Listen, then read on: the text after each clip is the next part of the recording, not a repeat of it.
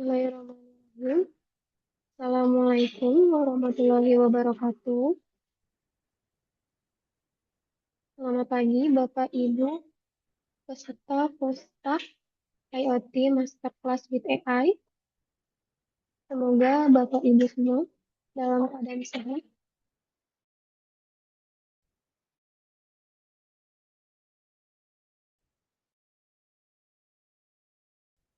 Yang telah bergabung pada workshop kali ini atau pelatihan ini.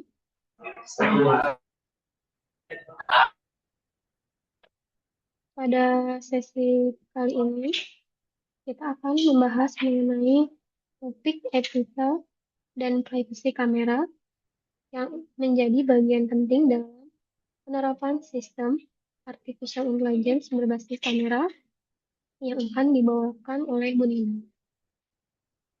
Iring dan semakin luasnya penggunaan kamera dan AI dalam berbagai aspek kehidupan, pemahaman mengenai etika, privasi, dan tanggung jawab dalam pengelolaan data visual menjadi hal yang sangat krusial. Melalui sesi ini, diharapkan peserta tidak hanya memahami konsepnya, tetapi mampu menerapkan prinsip etika dan privasi dalam pengembangan serta penggunaan sistem AI berbasis kamera.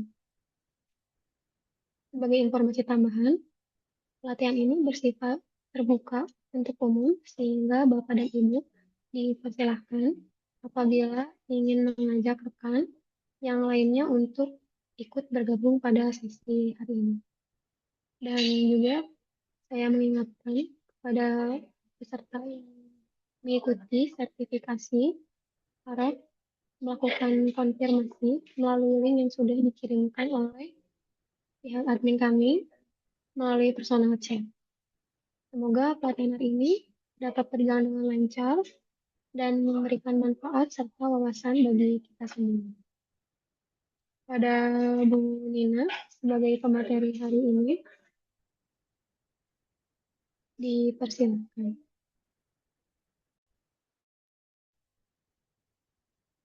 Baik, terima kasih. Teh Cynthia, suara saya jelas ya, mudah-mudahan ya. Jelas, Bu. Oke, baik, terima kasih. Bismillahirrahmanirrahim. Assalamualaikum warahmatullahi wabarakatuh. Selamat pagi dan saya senang sekali hari ini cukup banyak yang bergabung ya di kelas AI Etik. Satu materi yang mungkin sebetulnya tidak teknologi sama sekali ya, tetapi ini tidak bisa kita hilangkan dari eh, bagaimana kita menerapkan teknologi dalam hampir di seluruh lini kehidupan kita sehari-hari. Oke. Cuma saya akan share screen, tapi mudah-mudahan bisa terlihat jelas.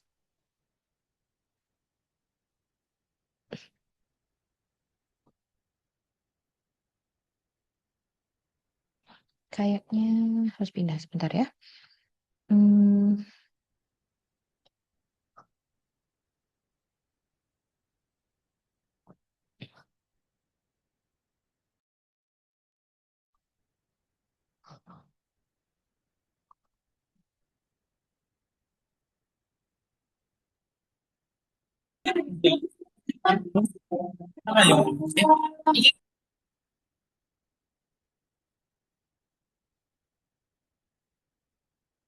sudah terlihat ya, mudah-mudahan. Terlihat. Baik. Ya, jadi materi saya hari ini sedikit sharing tentang arsitektur etika IoT, bagaimana kita mengimplementasikan ISP32 Camp di ruang publik, mengingat yang kita bahas memang spesifik ya mengenai SP32 Camp. eh Kita perlu menganalisis secara teknis dan juga bagaimana kita memandang regulasi penerapan SP32 Camp di ekosistem publik.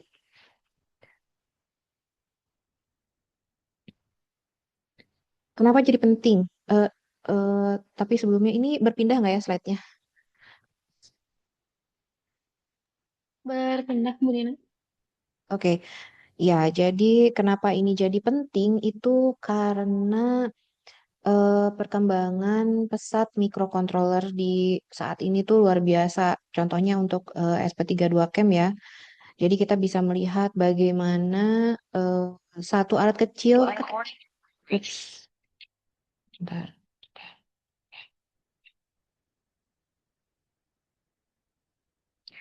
Bagaimana sebuah komponen kecil ukurannya bahkan tidak lebih dari mungkin 2,5 kali 3 senti gitu ya. Kalau secara fisik itu mengubah paradigma eh, Internet of Things dengan memungkinkan integrasi kecerdasan buatan. Jadi ketika kita membuat satu teknologi dengan menggunakan kamera saja, dia cukup powerful untuk bisa memungkinkan adanya analisis AI, analisis AI berbasis computer vision langsung baik di sisi langsung langsung kita terapkan di perangkatnya itu sendiri atau jika kita akan menggunakan satu perangkat yang jauh lebih kompleks, kita bisa pindahkan di sisi server gitu ya pengolahannya dan eh, hasilnya sangat banyak sekali. Nanti kita bisa lihat bagaimana penerapannya di smart city, di smart school, saya pakai di education, saya pakai di pertanian juga. Karena ternyata kamera ini bukan sekedar kamera gitu. Jadi secara publik memang sudah sangat digunakan. Nah, yang tadinya kamera SP32 Cam ini ranahnya ranah riset gitu ya, sudah semakin kita bisa lihat ada di banyak tempat. Sehingga ada tuntutan etika gitu. Sederhana bahkan sesederhana ketika webcam di laptop pribadi nyala begitu. Terus kemudian ketika belajar itu direkam, maka kita perlu izin dari eh, yang akan kita rekam supaya tidak melanggar aturan apapun. Nah, eh, apa penerapan ini tuh karena adanya kekhawatiran privasi secara eh, di ranah di ranah privat ya bahwa kita sedang aktivitasnya sedang direkam, wajahnya disimpan, dianalisis, kemudian aktivitas pribadi dilakukan pengecekan, dikenali begitu. Nah, ini tuh membutuhkan adanya tanggung jawab dari profesional. Eh, Kenapa tanggung jawab ini jadi penting gitu ya? Karena memang mm, ada perubahan di sisi sosioteknis sehingga kita perlu memperhatikan beberapa hal gitu ketika sedang mengembangkan sebuah teknologi. Masalah saat ini tuh ada beberapa soal security, soal efisiensi, kemudian soal penerapan publik ya, civil liberty, lalu kemudian personal privacy dan juga tingkat kepercayaan. Jadi, di masing-masing masalah ini ada solusinya, baik secara teknis maupun secara sosial, dan juga kita dilindungi oleh Undang-Undang PDP. PDP itu Undang-Undang tentang Pelindungan Data Pribadi ya, PDP. Eh, Undang-undang yang sangat kuat sekali melindungi data pribadi kita setelah banyak sekali dilema ya yang muncul gitu. Dan itu menjadi dasar berpikir etika AI ketika kita menerapkan SP32 Cam di Indonesia terutama ya. Nah, jadi muncullah tanggung jawab developer atau engineer atau insinyurnya ketika membuat satu teknologi. Kita tuh melihat bukan hanya sekedar optimasi komputernya, AI-nya canggih, kemudian akurasinya 100% gitu ya. Bukan hanya itu, tapi perlu juga untuk memperhatikan mengenai eh, batas dari aturan-aturan yang mungkin akan menjadi justru akan jadi peluru kalau misalnya kita tidak perhatikan. Nah, ini adalah nilai-nilai etis yang secara langsung harus kita gunakan ketika kita membangun sebuah sistem. Berpikir mengenai transparansi sistemnya seperti apa, terus kemudian juga eh, perlu untuk bisa melihat bagaimana akuntabilitas dari sistem ini, bagaimana perlindungan privasinya.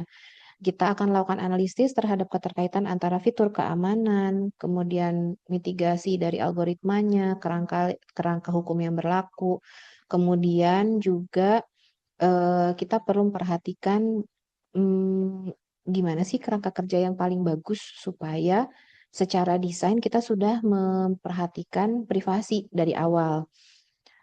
Hmm, nah, ini contoh gitu ya, pembahasan ini contohnya adalah di Smart City. Di Smart City, di Bandung Smart Center, di Bandung Command Center, BCC itu mereka menjanjikan keamanan publik yang diseimbangkan dengan cermat. Tentu saja memperhatikan beberapa hal ya, salah satunya hak privasi individu, tuntutan pengawasan yang demokratis, dan lain-lain.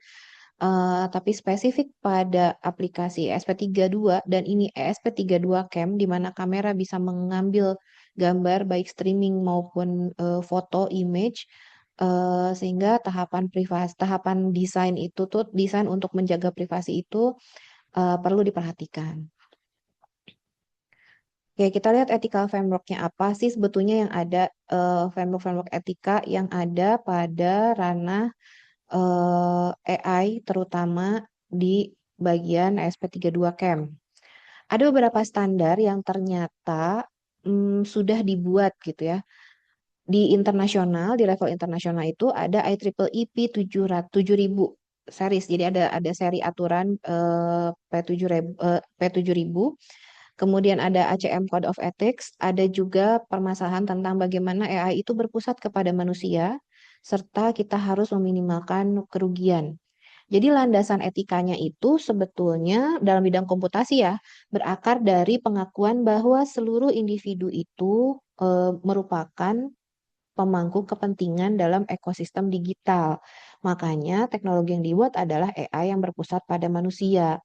Jadi, prinsip-prinsip ini perlu untuk dipenuhi oleh para profesional yang punya tanggung jawab kolektif untuk memanfaatkan keahlian mereka, terutama lagi-lagi supaya berpusat kepada manusia dan meminimalkan kerugian. Dalam konteks IoT yang digerakkan oleh kecerdasan buatan AI, kalau kita sekarang menyebutnya AI driven IoT, tanggung jawabnya itu sudah mulai disusun nih oleh IEEE P7000 yang mendorong penerapan model proses untuk mempertimbangkan aspek etika pada setiap tahapan siklus sistem desain. Jadi kita mikir mulai dari bagaimana analisisnya, bagaimana inisiasinya, analisisnya, perancangannya gitu ya. Dan ini tuh harus berdampak bagi manusia. Eh, Tentu saja yang namanya standar tidak hanya dibangun oleh society seperti IEEE ya kalau di teknik atau ACM, tapi juga oleh kecerdasan komunitas nih, misalnya manusia dulu mungkin nggak terpikir ya bagaimana ketika wajah-wajah diambil gambarnya terus ya udah diambil saja nggak ada masalah. Ternyata sekarang-sekarang jadi isu. Saya nggak mau wajah saya ada di internet gitu misalnya. Saya maunya rumah saya nggak boleh tuh harus di blur. Nah yang kayak gitu-gitu tuh sekarang bisa di request. Kalau rekan-rekan perhatikan, contohnya kamera Google yang berkeliling kan sudah populer ya. Ada mobil Google atau personal, ada orang yang pakai kamera Google terus keliling-keliling di gang atau di jalan perumahan. Mereka akan menangkap gambar-gambar rumah gitu sampai kita bisa melihat update rumah dari tahun ke tahun atau tanah di tahun ke tahun, gang seperti apa, kehidupan seperti apa. Nah, kalau perhatikan baik-baik, kalau ada manusia pasti di blur manusianya. Nah, itu adalah salah satu cara teknologi yang memikirkan bagaimana manusia gitu ya. Jadi dia AI-nya berpusat kepada manusia sehingga tetap bisa memberikan perasaan aman gitu. Meskipun ya sudah dengan mudah kita bisa akses, data tuh bisa dengan mudah kita akses, tapi kita tetap punya perasaan aman. Oh nggak apa-apa, saya tahu itu rumah saya, orang nggak tahu itu rumah saya gitu misalnya. Meskipun ketika diambil saya sedang ada di depan rumah. Ya karena eh, itu adalah keputusan desain dari sistem yang berpotensi mempengaruhi kalau tadi dibaca di slide awal namanya civil liberties atau kebebasan sipil gitu ya. Nah, apa sih sebetulnya standar tadi yang P7000 itu? Jadi seri P7000 itu ada banyak mulai dari P7000 sampai P7010 gitu ya. 7010.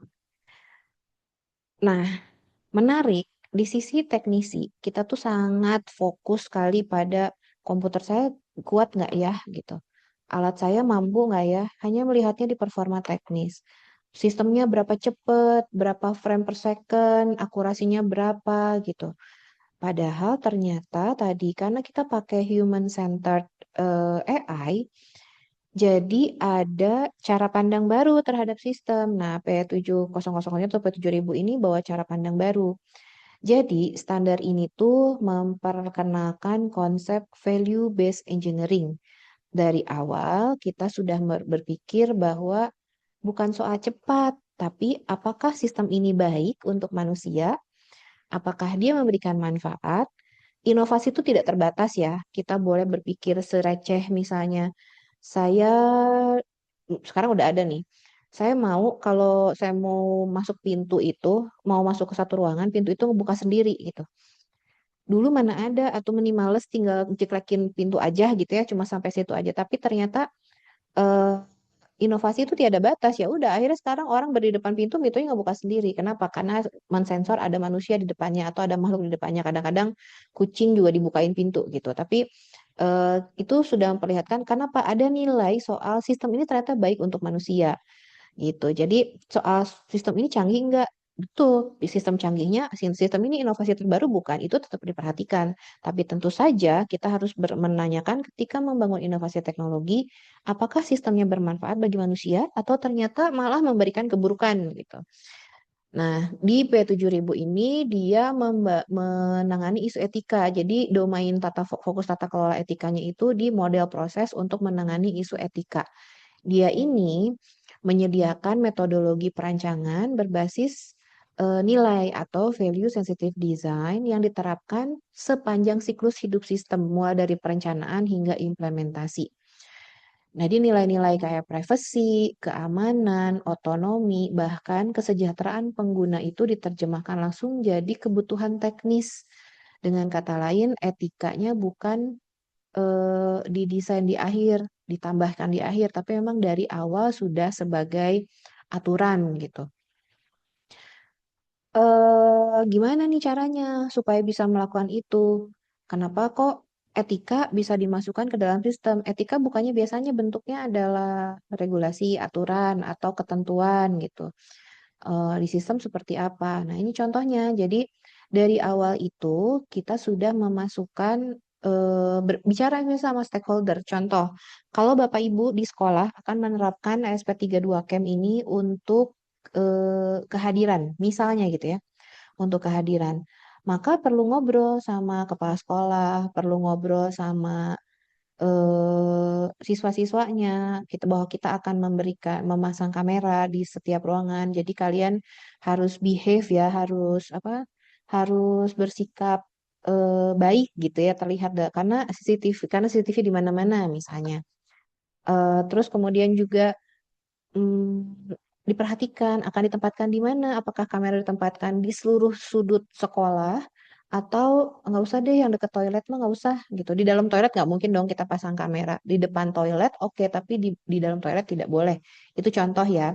Jadi kita perlu bicara sama stakeholder, sama pemangku kebijakan atau yang berkepentingan siapa aja nih. Atau misalnya ada yang mau menerapkan kameranya di kebun. Kebunnya punya siapa? Kalau kebunnya punya sekolah, sekolah yang akan memberikan aturan. Kalau kebunnya punya warga, maka ngobrollah sama warganya, kira-kira boleh nggak saya pasang kamera di kebun? Karena sedang apa pasang kamera di kebun? Untuk kebutuhan saya riset misalnya, saya mau lihat sebetulnya pertumbuhan tanaman cabai itu gimana sih? Saya mau tahu dari awal disemai, setelah disemai terus kemudian ditanam sampai panen itu seperti apa. Nah, itu pakai kamera, maka perlu ngobrol. Nah, begitu juga ketika kameranya publik ya, dipasang misalnya di eh, kota gitu. Sebetulnya kita harus harus memberikan izin lah setidaknya atau kita tahu bahwa kamera itu terpasang. Jadi ada banyak contoh. eh ada lagi soal absensi itu biasanya soal pengenalan wajah. Nah, karena harus mengenali wajah, maka deteksi wajah dilakukan. Kita harus memberikan pengetahuan bahwa di sekolah ini kehadiran itu dibaca dari pengenalan wajah.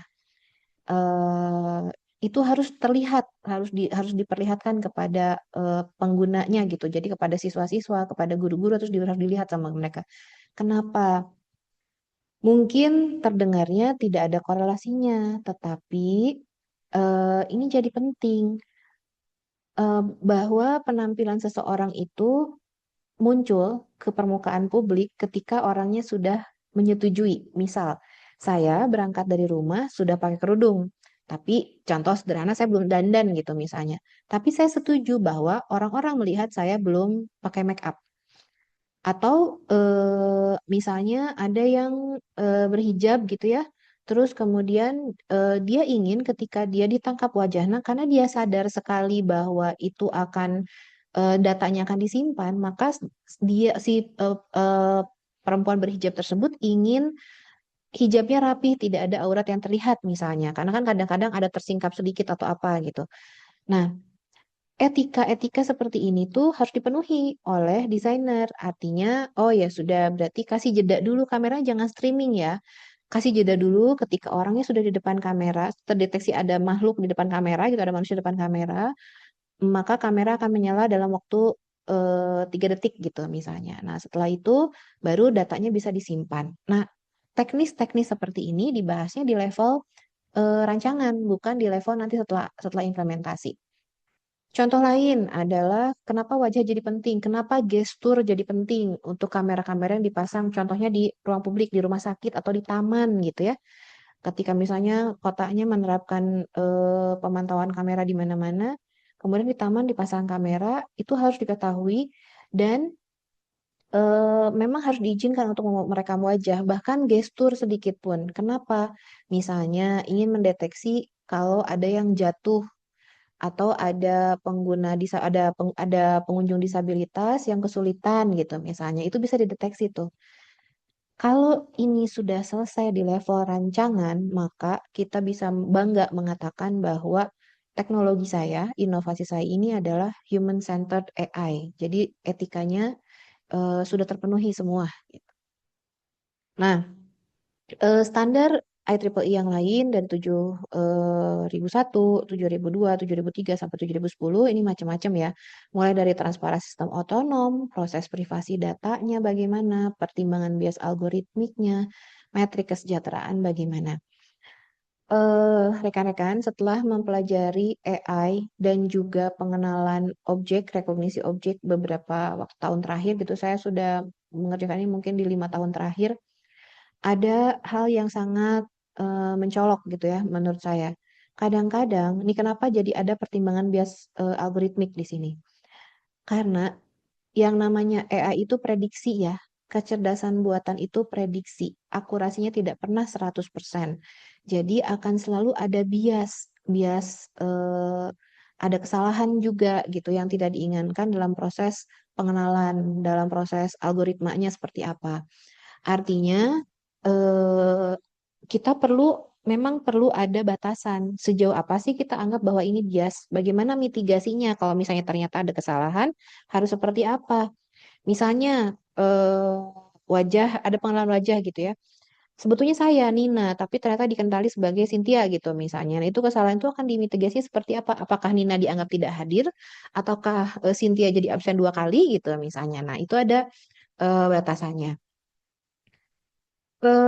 Dan yang sebetulnya yang paling penting dari semua aktivitas teknologi adalah pencatatan bahwa kita perlu untuk transparan ya. Sistem ini mencatat image apa, dikenali sebagai apa, itu perlu ada lognya. Jadi salah satu salah satu hal yang tidak boleh ditinggalkan ketika membuat satu sistem adalah adanya catatan ketika sistemnya sedang bekerja. Oke. eh Security. Nah, kita bicara etika, kita bicara juga keamanan. Jadi, keamanan itu bukan tambahan. Security itu adalah prasyarat justru ketika kita bicara etika. Karena kalau perangkat tidak aman, maka secara otomatis kita sudah tidak menerapkan etika. Sistemnya sudah tidak etis sama sekali gitu ya. Karena sudah tidak secure. Security itu eh, udah kayak ya masa kita keluar nggak pakai baju gitu ya kalau sebagai manusia. Kenapa? Karena terlalu banyak data yang mungkin bisa disalahgunakan ketika security-nya sudah bolong. Maka kita akan bicara tentang security itu sama dengan etika. Perangkat publik itu adalah permukaan serangan. Jadi engineering modern itu bukan hanya soal performa, tapi juga kita bicara nilai. Nilai-nilai apa sih yang kita bahas? Kalau sebelumnya kita bicara performa driven technology, sekarang kita ngomongnya value driven design atau value driven technology. Kenapa? Karena eh, tentu saja, ketika kita menerapkan sebuah teknologi di ruang publik, itu maka akan bisa memberikan keuntungan dan kerugian. Kerugian yang salah satunya mungkin dilakukan ketika kita menerapkan kamera di ruang publik adalah kameranya dibajak, dipakainya untuk memata-matai, bukan untuk kepentingan. Misalnya, awalnya tuh bikin kamera tadi ya, baik hati nih untuk mendeteksi kalau di taman ada yang jatuh, eh, akan mudah gitu. Oh, ternyata ada yang jatuh, maka ada petugas yang akan segera mendatangi, membantu gitu. Atau misalnya memberikan alarm, itu ada yang jatuh, siapapun yang dekat di situ tolong dibantu gitu misalnya. Tapi ternyata malah disalahgunakan karena datanya bisa diambil. Eh, Terus akhirnya disalahgunakan dengan, oh ternyata nih ada satu orang yang rutin eh, apa mengunjungi taman setiap jam berapa. Rumahnya sendiri ternyata di rumahnya kosong. Terus kemudian ya udah berarti kita bisa berkunjung dengan tidak baik ke rumahnya ya, ngambil barang-barang, mencuri dan lain-lain gitu. Itu satu hal, satu skenario. Skenario lain bisa jadi banyak banget, bisa jadi pencurian data. Apalagi kalau sekarang sudah banyak sistem yang menggunakan face recognition gitu ya. Oh, dengan mudah sekali daftar ke satu aplikasi, face recognition selesai. AI itu memungkinkan segala macam gitu. Jadi memang security itu dulu mungkin security itu malah adanya di ranah software ya, website gitu. Terus kemudian sistem-sistem yang terhubung dengan internet, cuma aplikasi-aplikasi aja. Kalau sekarang security itu dimulai dari hardware-nya. Jadi kalau rekan-rekan sudah ngomongin hardware, maka kita sudah mulai merencanakan gimana ya resiko yang mungkin muncul ketika kita menerapkan teknologi ini di hardware yang ini. Gitu. Contoh, di platform seperti SP32 gitu, SP32 Camp, terutama versi terbaru, sudah ada level hardware-nya nih. Contohnya ada secure boot, terus kemudian ada flash encryption dan lain-lain. Jadi fitur ini tuh jadi dasar kepercayaan atau fondasi kepercayaan pengguna. Karena ya memang keamanannya sudah ada di level paling bawah gitu. Kalau misalnya nggak ada ya tentu saja kita nggak bisa ngomongin etika. Nah ini contoh tahapan keamanan yang ada di ESP32 Camp. Yang baru ya. Jadi ada fitur Secure Boot untuk verifikasi digital signature ya, menjamin integritas sistemnya. Kemudian ada flash encryption, ada NVS encryption, ada eFuse protection, ada GTAG disable. Cukup banyak yang sudah bisa dimanfaatkan dan ini memang ada di teknologi-teknologi yang terbaru karena memang sudah mulai jadi catatan gitu tentang ini. Apa itu secure boot gitu? Secure boot ini memastikan hanya firmware resmi yang berjalan. Kalau ada kode yang dimodifikasi, maka perangkat itu langsung nggak mau booting. Ya udah nggak mau jalan aja. Yang kedua itu flash encryption dengan AES 256. Apa sih sebetulnya ini? Jadi semua data yang di memori, semua data yang ada di memori itu terenkripsi. Jadi kalaupun chipnya dicopot secara fisik, isinya tetap nggak bisa dibaca, percuma gitu. Berikutnya adalah Evius Protection. Evius ini jadi fondasi security ya, fondasi keamanan. Karena disinilah kunci kriptografi disimpan permanen. Tidak bisa diubah, tidak juga bisa diekstrak, dan diharapkan memang ini sebagai kunci permanen dari perangkat SP32. Lalu ada lagi Debug port, jadi disable debug portnya. Jadi tidak bisa kita masuk lewat jalur debugging untuk membaca memori atau memanipulasi perangkat. Jadi kita urutannya jelas banget, mulai dari kunci proses bootnya, lindungi datanya, amankan kuncinya, kita tutup aksesnya. Jadi semuanya ini 4 langkah yang membuat ESP32 Camp menjadi jauh lebih aman dan kita bisa mengatakan bahwa sistemnya layak secara etika. Itu dulu. Ada yang mau ditanyakan sebelum kita lihat bagaimana penerapan Undang-Undang PDP ya dalam soal AI ethics. Jika ada yang mau ditanyakan, silakan.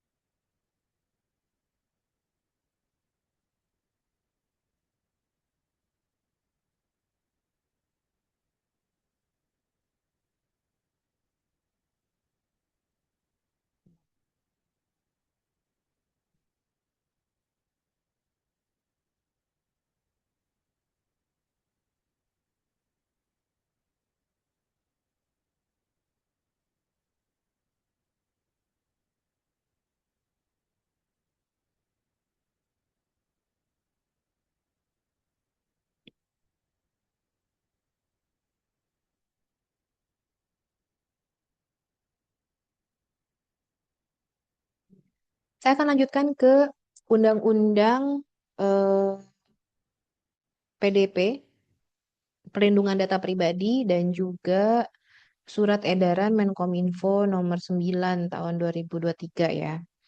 Nah, kita lihat PDP itu ada regulasi, kepatuhan pada regulasi Undang-Undang PDP, Undang-Undang nomor 27 tahun 2022. Eh Ini tuh menandai adanya pergeseran besar dalam tata kelola digital di Indonesia. Kalau sebelumnya yang terkenal Undang-Undang ITE saja gitu ya, kita selalu mendengar UU ITE kemana-mana, apapun yang dilakukan di ranah digital pasti rujukan hukumnya adalah Undang-Undang ITE. Di tahun 2022 lahirlah Tata Kelola Digital Indonesia untuk Perlindungan Data Pribadi. Ada satu event yang cukup besar terjadi di Indonesia saat itu adalah bocornya data kewarganegaraan di Indonesia ya lewat data eh, kependudukan, data KTP. Nah, dari sinilah kita bisa melihat bahwa eh, ada loh aturan yang harus kita penuhi sebelum membangun sebuah teknologi. Nah, bagi pengembang teknologi kamera AI, kepatuhan terhadap PDP ini jadi salah satu persyaratan hukum yang harus dipenuhi karena nanti kita akan bisa dibawa ke sanksi administratif dan pidana berat kalau misalnya tidak memenuhi. Yang pertama, itu adalah melakukan Data Protection Impact Assessment atau DPIA sebelum implementasi. Apa sih sebetulnya yang dilakukan di sini? Kita itu ketika akan menerapkan data biometrik, data wajah tuh biometrik ya rekan-rekan. Jadi eh, ketika kita akan mengecek data biometrik, salah satunya data wajah, termasuk pola wajah yang ditangkap oleh kamera, maka ini diklasifikasikan sebagai data pribadi yang spesifik. Jadi kita perlu melakukan data protection impact assessment sebelum implementasi. Lalu kemudian eh, perlu ada untuk menunjuk data protection officer untuk pengawasan skala besarnya. Apakah eh, ini juga harus gitu ya dilakukan dalam skala kecil? Ya tetap harus. Bahwa ada yang bertanggung jawab nih. Kalau misalnya di sekolah gitu, harus ada yang bertanggung jawab untuk pengawasan skala besarnya. Misalnya kepala sekolahnya atau apa tim IT-nya gitu misalnya untuk data protection. Biasanya dipegangnya oleh tim IT untuk data protection-nya ini. Terus kemudian ada jaminan bahwa hak subjek data termasuk hak untuk keberatan terhadap pengambilan keputusan otomatis. eh ini perlu dipenuhi oleh developer, oleh yang mengembangkan teknologinya. sanksi atas pelanggaran undang-undang itu signifikan sebetulnya. Jadi secara administratif itu ada dendanya sekitar 2% dari pendapatan tahunan, sanksi penjara hingga 6 tahun, denda hingga 60 miliar bagi korporasi gitu menggunakan salah penyalahgunaan data biometrik secara sengaja. Jadi berhati-hati karena ini jadi penting ya. Kalau misalnya kita tidak hati-hati, ruginya banyak. Kalau ada yang beralasan, saya kan bikinnya di skala laboratorium misalnya, atau saya bikinnya di skala ini di skala sekolah atau di kebun cuma kebun saya doang atau cuma di kantor mana gitu. Betul, itu bisa jadi skalanya kecil, tapi tetap saja kita perlu berhati-hati karena tuntutan bisa datang dari mana saja ya. Jadi penuhi dulu, patuhi dulu patuhi dulu regulasinya. Kita bisa atur-aturkan. Oh, saya sudah kok melakukan data protection impact sebelum assessment, sebelum implementasi. Dengan cara apa? Misalnya dengan cara sudah ada focus group discussion dengan pihak-pihak terkait gitu. Terus kemudian saya sudah buat aturannya, saya sudah SOP-nya, kemudian saya sudah punya data protection officer-nya. Karena ini adalah etika. Jadi memang secara aturan, secara hukum harus terlindungi. eh nah, salah satu cara penerapan teknologi ya, ESP32 Camp itu ada pakai Edge AI. Eh, Sisi lain kita juga bisa pakai Cloud AI atau pakai cara jadi ada dua cara, lokal atau desentralisasi di satu tempat. Privasi by design, saya ngambil judulnya privasi by design karena biasanya mungkin ini lebih mudah untuk dilakukan, tapi secara implementasi tidak praktis. Apa tuh edge versus cloud? Jadi kalau di edge itu kita ngomongin lokal, private, low latency, tidak ada keterlambatan data gitu ya. Sementara ketika pakai cloud itu centralized, high exposure risk, tapi bisa performance-nya bisa kita atur-atur. Servernya makin kuat, maka semakin kuat juga hasil komputasi cloud-nya. Dua hal ini tidak untuk diperdebatkan ya, tetapi memang desainnya mau pakai yang mana. Kalau misalnya pakai yang edge, ya dia lokal. Kita otomatis kita akan menerapkan algoritmanya dalam fisik dari si ESP kita. Tapi kalau misalnya tidak, maka kita akan punya komputasi yang jauh lebih kompleks, AI-nya lebih jago karena bisa kemana-mana gitu ya, bukan sekedar pengenalan objek, tapi juga mengambil keputusan terhadap objek. Terus kemudian kita juga mengambil data kesimpulan yang jauh lebih canggih, jauh lebih kompleks, bisa digunakan oleh banyak orang, diakses lebih banyak orang, maka kita pakai cloud. Jadi tidak untuk diperdebatkan, pilih saja mana teknologi yang paling cocok untuk bisa diterapkan. Nah, kalau ngomong dengan ethical edge AI pattern, jadi untuk di level edge computing, apa yang bisa kita lakukan? Jadi kita bisa lakukan pertama on-device inference. Jadi hanya eh, ada apapun yang terjadi itu hanya dilakukan di device. Terus kemudian ada send metadata only. Metadatanya tetap dikirim ke misalnya ke server gitu ya, ke database. Tapi tidak ada yang lain, cuma metadata doang. Kayak misalnya ada gambar masuk, terus kemudian dikenali sebagai objek mobil pada jam sekian, nah itu tersimpan, tapi sisanya tidak. Dikirim dari mana dan lain-lain sebagai metadata itu ada di metadatanya, kemudian disimpan di database. Ketika bicara Edge AI, maka biasanya kita tidak bisa menyimpan video, jadi kita tidak menyimpan video mentahan. Kenapa ya? Memang kapasitasnya terbatas sekali. Kalaupun ada SD card yang terpasang kan juga nggak mungkin yang besar-besar banget gitu. Nah, untuk menghemat penyimpanan, menghemat transmisi gitu, maka kita tidak bisa menyimpan video mentahnya. Berikutnya adalah soal short retention. Jadi kemungkinan adanya eh, error itu jauh lebih sedikit gitu.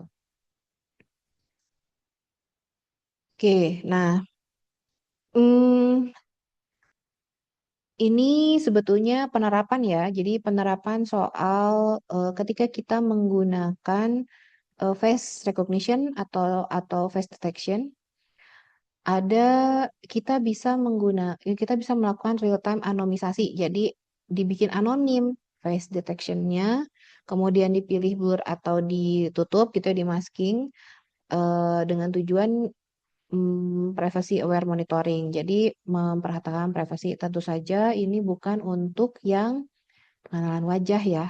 Karena kalau misalnya pengenalan wajah setelah dideteksi kan kita harus belajar pelajari fiturnya. Seperti disampaikan tadi, ketika akan digunakan untuk hal-hal yang jauh lebih bermanfaat, ketika memang kita tidak bisa menutup wajahnya, perlu diumumkan bahwa misalnya salah satu caranya itu kalau sering dilihat juga tuh area ini diawasi CCTV. Nah, jadi orang-orang bersikap lebih baik gitu ketika tahu ada CCTV. Oke, ini saya kasih contoh di real life ya, di Bandung terutama. Mungkin kalau ada di kota lain tidak banyak yang bisa saya ceritakan gitu. Secara sosio-teknikal, apa yang terjadi di Bandung Smart City?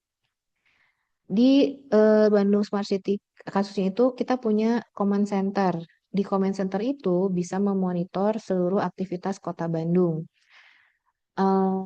Tentu saja kekhawatiran yang muncul dari sini adalah kepercayaan publik mengenai pemerintah, mengenai sistem keamanan kota gitu dan lain-lain. Udah mulai tuh ada, iya nih gimana sih daerahnya nggak aman kok, nggak ada kamera kayaknya, jangan-jangan jangankan kamera, lampu aja nggak ada gitu. Nah itu contohnya. Jadi sekarang justru masyarakat melihat teknologi yang dipasang yang dulu mungkin jadi perdebatan gitu ya. Kenapa sih ada kameranya sekarang? Sekarang jadi kebutuhan untuk lihat sederhananya tuh lihat lalu lintas. Katanya macet. Coba kita lihat macetnya kayak gimana, bisa dilewati atau tidak gitu. Nah, jadi ternyata manfaatnya banyak gitu meskipun ada kehati-hatian yang perlu kita lakukan. Di mengatasi untuk salah satu resiko yang muncul adalah algorithmic bias. Kenapa? Karena datasetnya tidak seimbang, terus kemudian juga false positifnya banyak, ada resiko diskriminasi, ada kebutuhan juga karena ada kemungkinan di atas itu, maka kita perlu melihat audit ya sebelum setiap secara berkala kita lakukan audit. Kenapa? Karena bias itu hal yang tidak mungkin terpisahkan ketika kita melakukan prediksi dengan AI. Prediksi dengan komputasi yang sederhana pun juga tidak mungkin terelakkan gitu. Jadi memang perlu dilakukan audit untuk bisa melakukan evaluasi dengan baik ya. Nah, sebagai penutup bagi rekan-rekan yang akan menerapkan AI dan juga memanfaatkan IoT, Internet of Things gitu ya, ada beberapa checklist yang bisa mungkin dipikirkan. Pertama, soal bisa jadi memilih Edge AI untuk skala kecil ya, Edge AI lebih baik gitu. Terus kemudian juga checklist apakah punya secure boot dan punya enkripsi di perangkatnya, apakah ada indikator-indikator yang eh, bisa kita tampilkan karena itu salah satu alasan transparansi. Lalu kemudian soal testing bias, wah testing bias ini tuh luar biasa. Ketika kita membangun sebuah sistem AI, data adalah hal yang paling penting. Ini saya sampaikan mungkin di pertemuan ketiga atau keempat gitu ya. Saya sampaikan bahwa dataset itu jadi penting ya. Kenapa? Karena dataset ketika tidak dibuat dengan baik, misalnya saat ya udah datasetnya seada-adanya deh, saya pakai tes, saya pakai coba bikin dengan dataset awal cuma 10 gitu misalnya. Kemudian kita paksa dia jadi model, terus nanti ternyata data yang masuk ketika pengujian itu jauh lebih banyak, maka bias itu jadi sangat pasti terjadi gitu. Sehingga kita bisa melakukan bias testing. Setelah itu, tolong perhatikan standar-standar keamanan, standar-standar etika yang muncul, baik dari IEEE, secara internasional ya, ada IEEE, ada ACM, di Indonesia ada Undang-Undang PDP gitu. Tolong diperhatikan mengenai regulasi-regulasi hukum itu, dan yang terakhir adalah bagaimana pandangan manusia terhadap teknologi yang kita buat, sehingga teknologi yang kita buat itu merupakan AI human centered gitu. AI yang memang dibangun berdasarkan kebutuhan manusia. Terakhir sebagai penutup, jadi Smart City itu adalah tentang kepercayaan. Smart City itu di dalamnya banyak sekali ya, ada Smart School, ada Smart Public Transportation, ada Smart Hospital, ada Smart University barangkali gitu. Terus ada Smart Governance dan lain-lain. Rumusnya itu adalah hubungan antara security, transparansi, dan performance.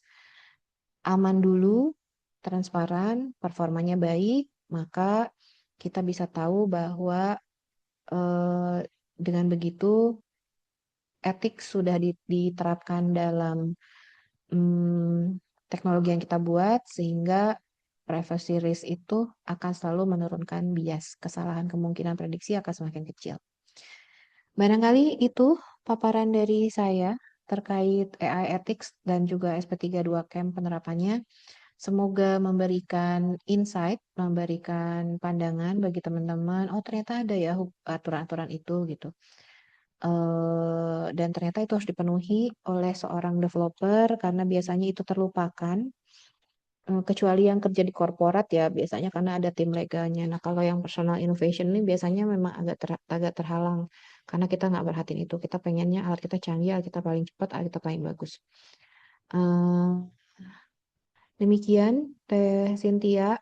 Terima kasih juga untuk rekan-rekan yang sudah hadir. Jika ada diskusi, mangga dipersilakan. Baik, terima kasih kepada Bu Nina atas penyampaian materi hari ini. Selanjutnya kita masuk pada sesi tanya jawab. Karena sebetulnya hari ini juga kita lebih banyak akan diskusi ya Bu Nina. Jadi jika Bapak Ibu ada yang ingin ditanyakan mengenai materi yang sudah disampaikan dari hari pertama sampai dengan hari ini, bisa dipersilakan untuk langsung ditanyakan kepada teman.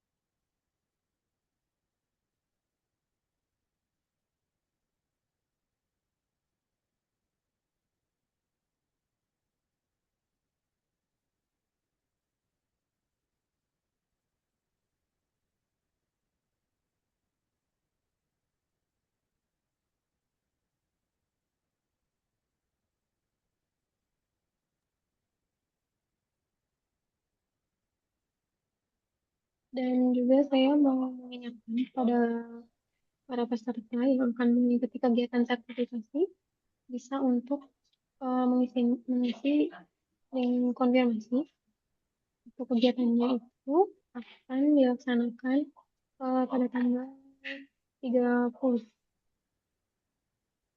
Januari. Jadi untuk Bapak Ibu yang akan mengikuti sertifikasi dipersilakan untuk mengisi link konfirmasi yang sudah dikirimkan oleh admin melalui personal chat.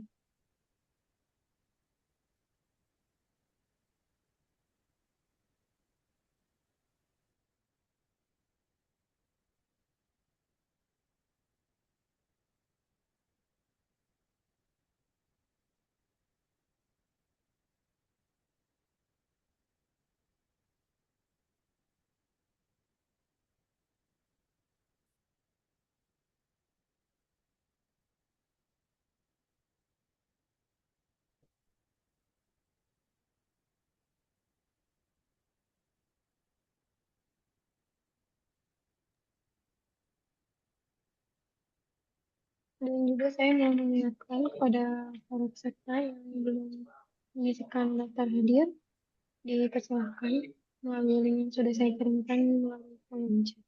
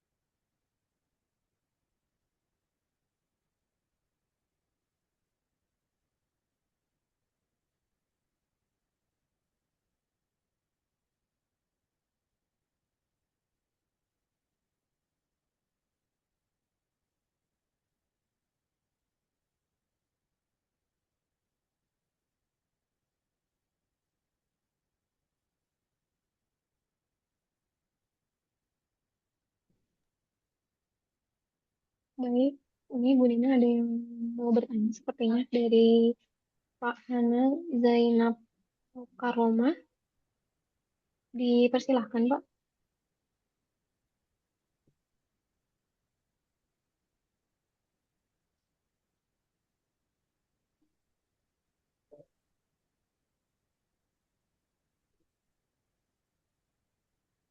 Assalamualaikum Ibu. Waalaikumsalam ya Bapak. Ya baik, sebelumnya suara saya jelas ya Bu ya. Jelas sekali. Ya baik, terima kasih untuk waktunya ibu-ibu yang ada di sana ya. Tadi mohon maaf sekali kita melihat tidak full ya. Jadi saya sendiri sekarang ada di ruangan C23 di SMK Negeri 4 Bandung. Kebetulan kita menggunakan satu IFP ya untuk menampilkannya ya supaya tidak semuanya masuk ke dalam ya. Karena kita sendiri di sini sebetulnya lagi ada pembelajaran ya, tapi kita pause dulu untuk materinya, untuk fokus ke LSKK dulu seperti itu ya. Nah di sini Ibu mau nanyakan dari judulnya saja Smart System Academy. Mohon maaf apabila salah.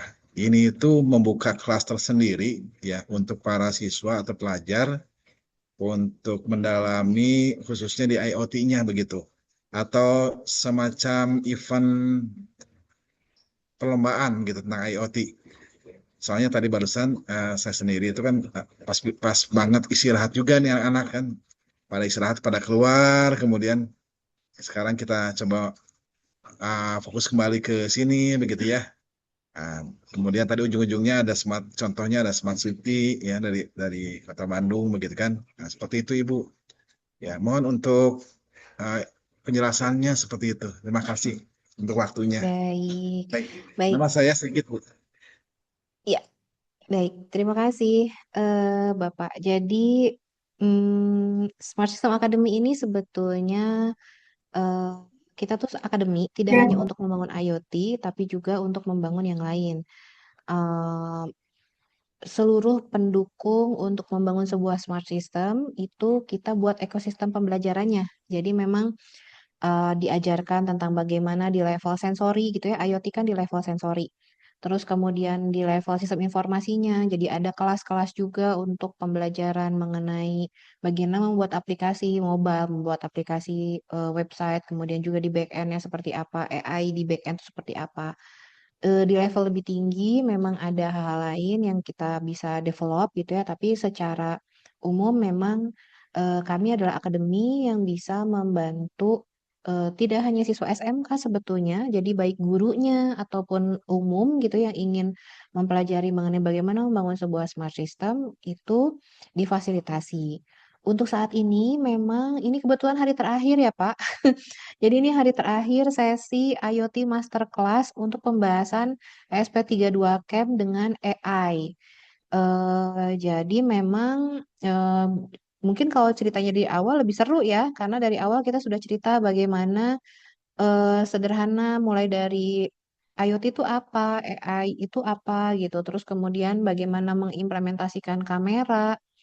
KSP32 Camp sederhana, ternyata bisa melakukan banyak sekali aktivitas, bagaimana merancangnya, bagaimana mengimplementasikan ngerakit gitu, terus coba bikin kode sederhana, sampai bisa streaming, sampai bisa mengenali objek gitu. Nah, itu cukup banyak. Jadi, eh, ini tuh seri IoT Masterclass yang memang bahas SP32 Camp. Kami akan continue, Pak, bikin-bikin kelas seperti ini. Kelasnya insya Allah digratiskan, pendidikan mah gratis ya untuk semua orang. Tapi memang tawaran lainnya adalah sertifikasi kompetensi. Jadi ada sertifikat kompetensi berbayar, baik untuk guru ataupun siswa. Eh, nah itu sih sebetulnya. Nah untuk kelebihannya yang ikut sesi webinarnya seperti ini kan bisa live ya, mau tanya jawab, mau nanya, mau apa, mangga aja. Jadi bisa diganti misalnya sesi kelas di sekolah, ikut kelas di Smart System Academy itu bisa. Tapi kelebihan lain untuk yang mengikuti sertifikasi itu adalah mendapatkan akses ke materi, Pak. Jadi ada materi, kami sediakan LMS-nya, kemudian nanti ada ujian sertifikasinya yang mengikuti standarnya SKKNI ya. gitu. Begitu mungkin Bapak, singkat ya. Semoga menjawab pertanyaannya. Ya, baik, terima kasih Ibu untuk informasi penjelasannya. Ya, terima kasih. Iya,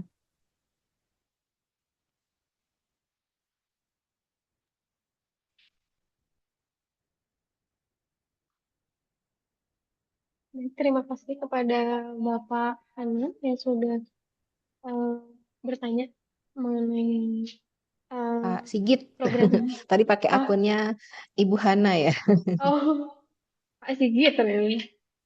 Pak Sigit, terima kasih kepada Bapak Ibu yang lainnya mungkin jika ada yang ingin ditanyakan dipersilakan.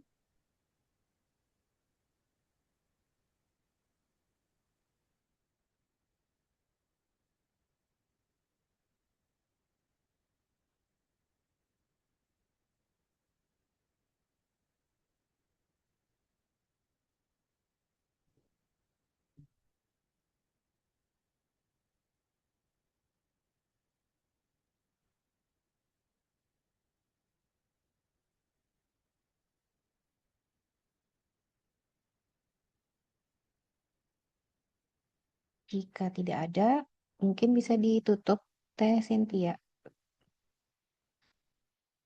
Boleh, jika tidak ada yang akan ditanyakan lagi, saya tutup eh, sesi pelatihan pada hari ini yang dimana merupakan sesi terakhir. Terima kasih kepada Ibu Nina yang sudah menyampaikan materi hari ini. Terima kasih juga kepada Bapak, Ibu, atau teman-teman sekalian yang sudah bergabung pada sesi pelatihan hari ini. Sekian, saya tutup pelatihan hari ini. Terima kasih. Wassalamualaikum warahmatullahi wabarakatuh. Waalaikumsalam warahmatullahi wabarakatuh. Waalaikumsalam warahmatullahi wabarakatuh. Bikin live ya, Bu ya. Iya, mangga Bapak, atur nuhun.